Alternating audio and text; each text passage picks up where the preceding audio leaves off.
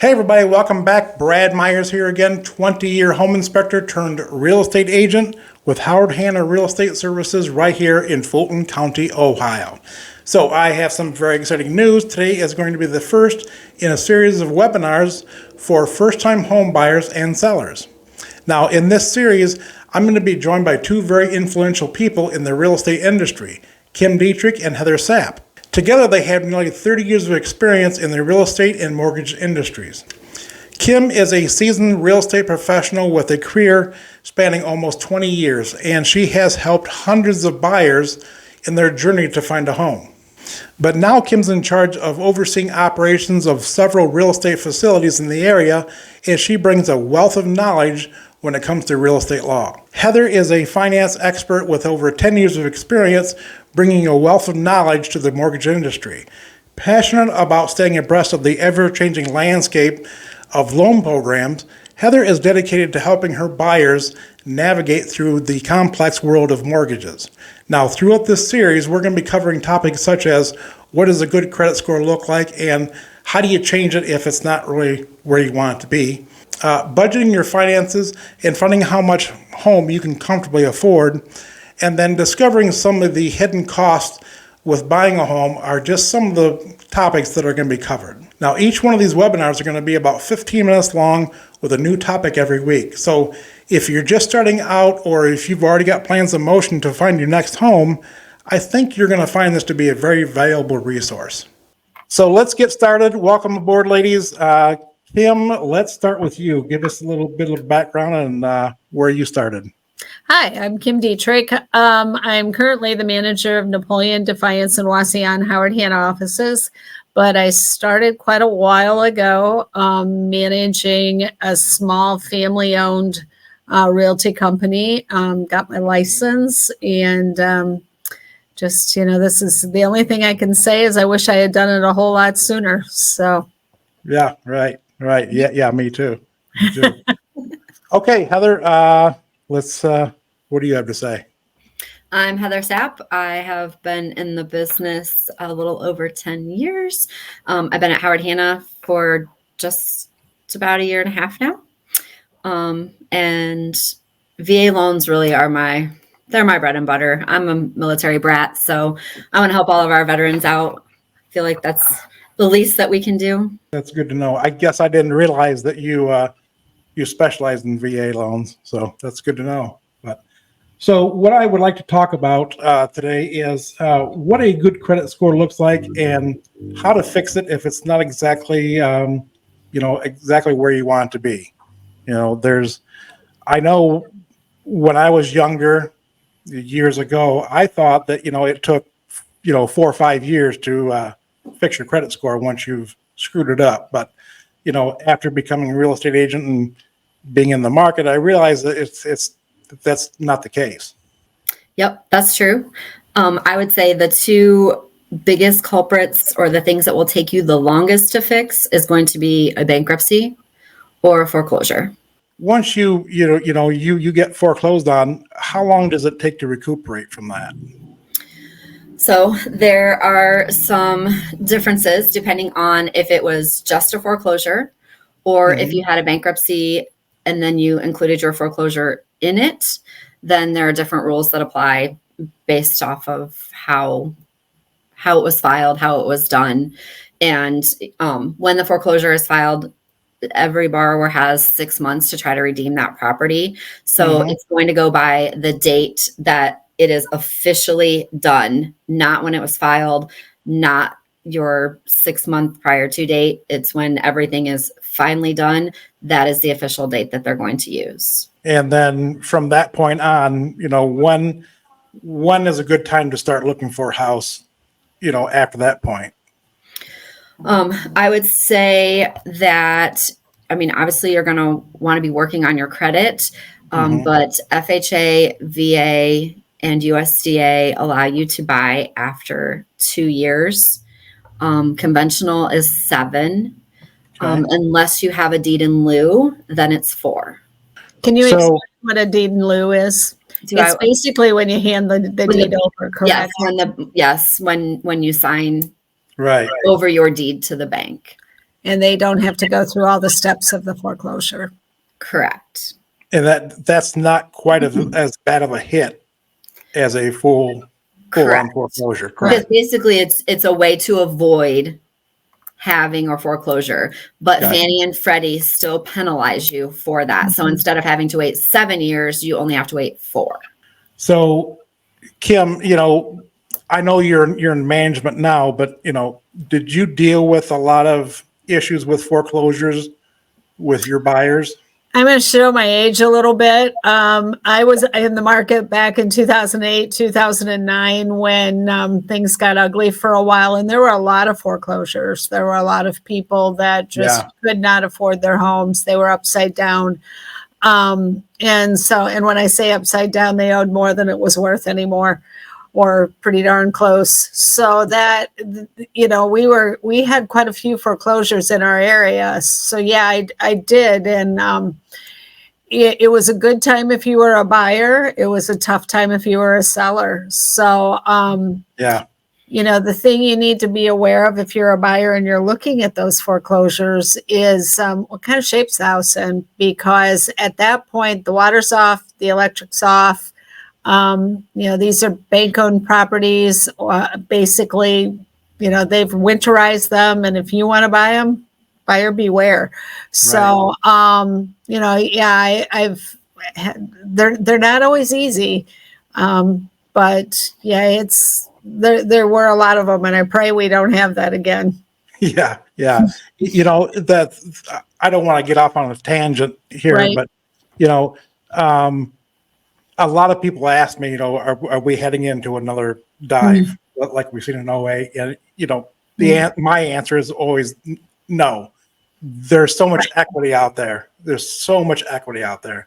And it's not just that. They've put so many new rules, laws, and regulations into effect now that can't, I shouldn't say can't ever happen, but the likeliness of it happening are very Well, yeah, the things that happened in 08 and 09 were created, by a totally different thing than just the economy.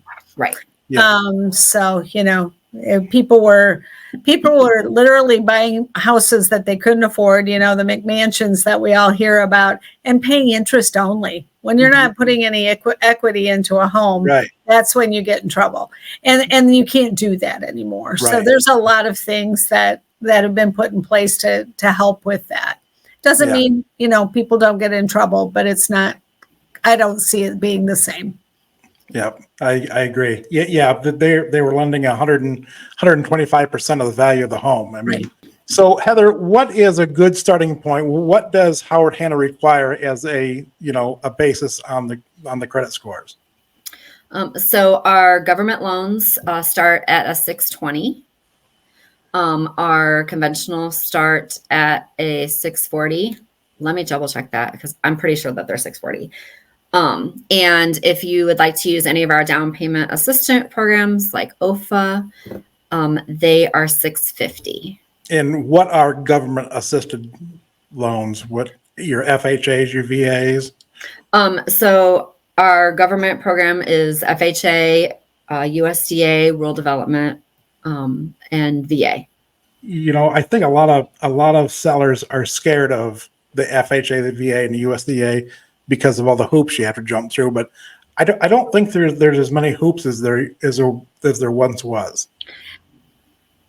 Go ahead. There's not, and we're closing those within 30 to 45 days, just like a normal loan. Gotcha. Pending nothing crazy with the appraisal or title or anything like that. Right.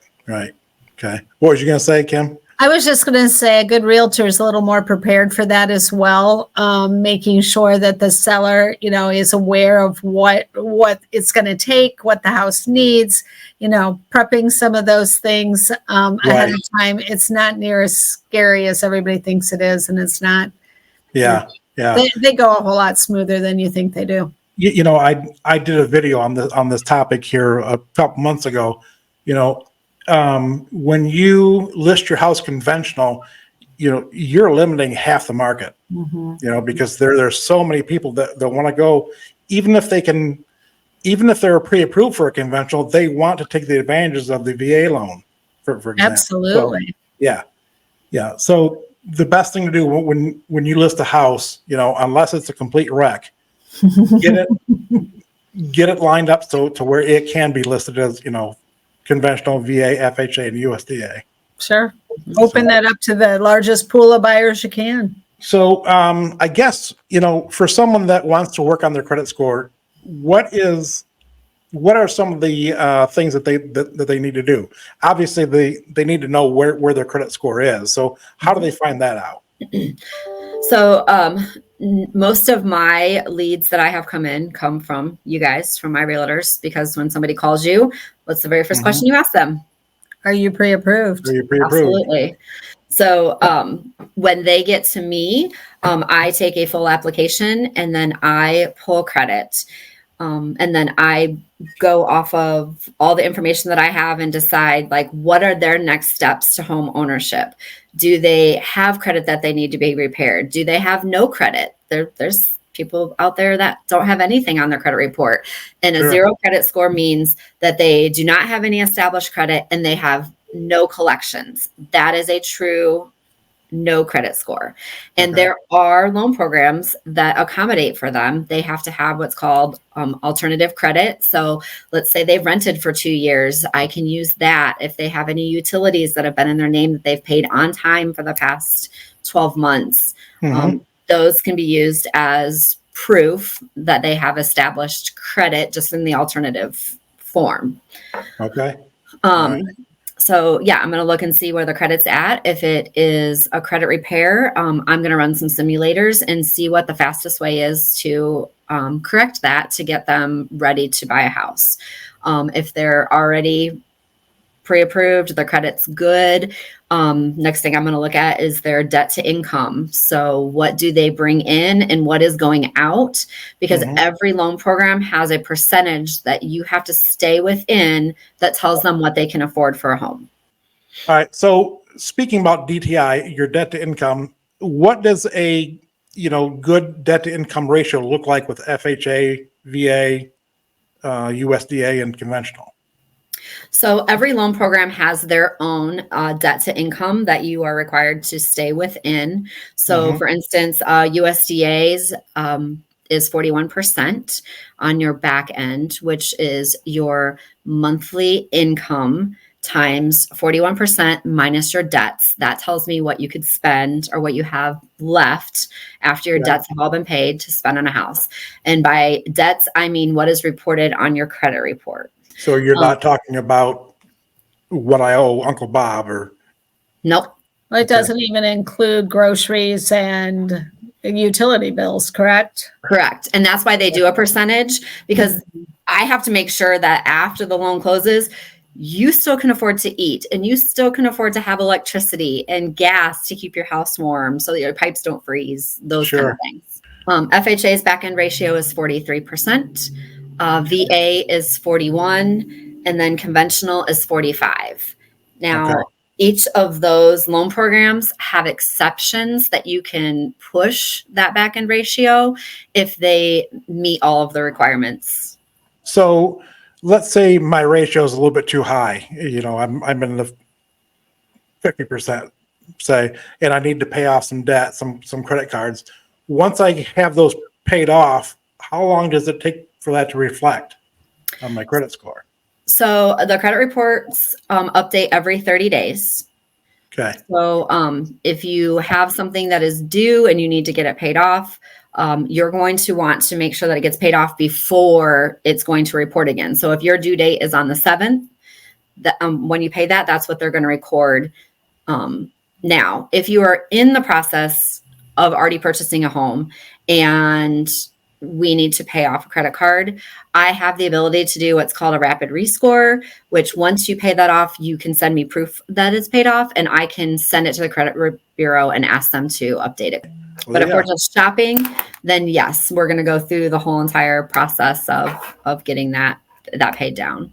Okay. So, I think we're about ready to wrap up. Is there anything else you guys would like to add before we close this down? I think we're good. As always, if you have any questions or there's something that you don't understand, you're always more than welcome to reach out. And Yeah, good idea. How do they get a hold of you, Heather, if they want to look into getting financed? I'm always available on my cell, which is 517-462-8811. Yes, it is a Michigan number. Yes, I live in Indiana. And yes, I service all of Northwest Ohio. Okay. Okay, ladies. I guess that wraps it up. Thank you very much, and You're we'll welcome. talk to you next week. Sounds good.